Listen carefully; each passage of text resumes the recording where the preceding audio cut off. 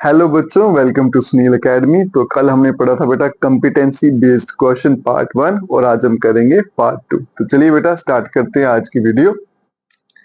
Compound such as alcohol and glucose also contain hydrogen but are not categorised as acid. ये exam में पूछा जा सकता है, आपको इंपॉर्टेंट भी है। कहता है कि ग्लूकोज या अल्कोहल हो जाए, इसमें हाइड्रोजन तो होता है लेकिन इनको एसिड नहीं माना जाता। क्यों नहीं माना जाता? क्योंकि बेटा ये क्या करते हैं, H पॉजिटिव आयन जो है वो जनरेट नहीं करते हैं।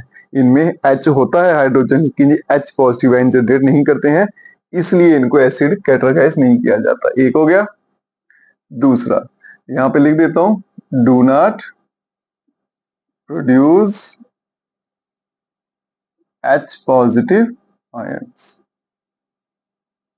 दूसरा क्या है बेटा, why does distilled water not conduct electricity whereas rain water contains या डज। तो कहता है कि जो डिस्टिल्ड वाटर होता है वो इलेक्ट्रिसिटी कंडक्ट नहीं करता, जहां पे इलेक्ट्रिसिटी उसमें से पास नहीं होती है, जबकि रेन वाटर से ऐसा हो जाता है। इसका रीजन क्या है बेटा? क्योंकि जो डिस्टिल वाटर होता है it is the purest form of the water, उसमें किसी भी तरह के सॉल्ट या आयंस प्रेजेंट नहीं होते हैं, इसलिए क्या करता है वो इलेक्ट्रिसिटी कंडक्ट नहीं करता।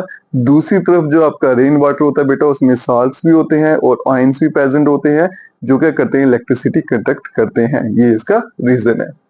अब चलते हैं बेटा क्वेश्चन नंबर 3 पे। Why do acid not shows acidic behavior in the absence of water? कहता है अगर एसिड को पानी में ना मिलाओ तो वो क्या करता है, या फिर ऐसे बोल सकते हैं कि पानी के बिना एसिड जो है वो कभी भी एसिडिक बिहेवियर शो नहीं करता। इसका रीजन क्या है बेटा? जब इनको पानी में डिजॉल्व करो तो ये क्या करते हैं, H पॉजिटिव आयन जनरेट करते हैं, अदरवाइज ये H पॉजिटिव आयन जनरेट नहीं करते हैं, इसलिए पानी के बिना ये एसिडिक कैरेक्टर शो नहीं करते। नेक्स्ट चलते हैं बेटा, बड़ा इंटरेस्टिंग सा क्वेश्चन है। Fresh milk has a pH value of 6। तो फ्रेश मिल्क की पीएच वैल्यू 6 रहती है। How do you think that the pH will change as it turn into curd?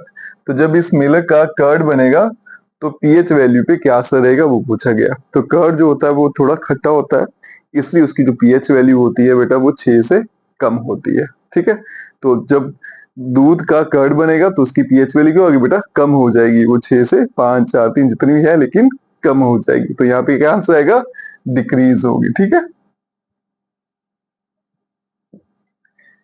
Next है question number 5। A milkman adds a very little amount of baking soda to the fresh milk. कहता है milk man होते हैं, दूध वाले भैया होते हैं, वो क्या करते हैं, दूध में थोड़ा सा बेकिंग सोडा मिला देते हैं। क्यों मिलाते हैं, उसका रीजन क्या है? स्पेशली गर्मियों में क्या होता है बेटा, जो आपका मिल्क होता है ना वो थोड़ी देर के बाद खट्टा हो जाता है। क्यों हो जाता है? क्योंकि उसमें लैक्टिक एसिड जो है वो बढ़ना शुरू हो जाता है। अब दूध वाले भैया ने तो दूध बेचना है, उसमें तो टाइम लगता है, तो वो क्या करता है, उसमें बेकिंग सोडा मिला देता है, क्योंकि बेकिंग सोडा क्या है, बेस है। वो क्या करेगी, जो एक्सेस ऑफ एसिड, जो फालतू का एसिड बन रहा है उसको खत्म कर देगी, उसके इफेक्ट खत्म कर देगी, और आपका दूध जो है वो ज्यादा देर तक टिक पाएगा। ठीक है, ये हो गया। Why does he shift the pH of the fresh milk from 6 to slightly alkaline? तो इसका रीजन बता दिया मैंने। वो 6 से थोड़ा उसको एल्कलाइन क्यों करता है, बेकिंग सोडा क्यों डालेगा उसके बीच में, ताकि जो लैक्टिक एसिड उसमें बन रहा है वो कम बने और दूध ज्यादा देर तक टिक पाए। ठीक है, दूसरा क्या है, why does this milk take a long time to set as a curd? अब इस दूध का अगर कर्ड बनाएंगे तो टाइम क्यों लगेगा, क्योंकि इसमें बेटा बेकिंग सोडा मिलाया गया है। वो क्या करेगा, लैक्टिक एसिड को खत्म करेगा जो एक्सेस में बनेगा, और जब तक लैक्टिक एसिड ज्यादा नहीं बनेगा तब तक आपका दही नहीं बनेगा, इसलिए ऐसे मिल्क का कर्ड बनने में टाइम लगता है। सारे क्वेश्चन पॉइंट थे बेटा, अच्छे से प्रिपेयर कर लेना, फाइनल में पूछे जा सकते हैं, आपके बोर्ड एग्जाम हो चाहे फिर T1 हो। बाकी वीडियो को ज्यादा से ज्यादा शेयर करें, चैनल को लाइक सब्सक्राइब शेयर कमेंट जरूर करें। Best of luck.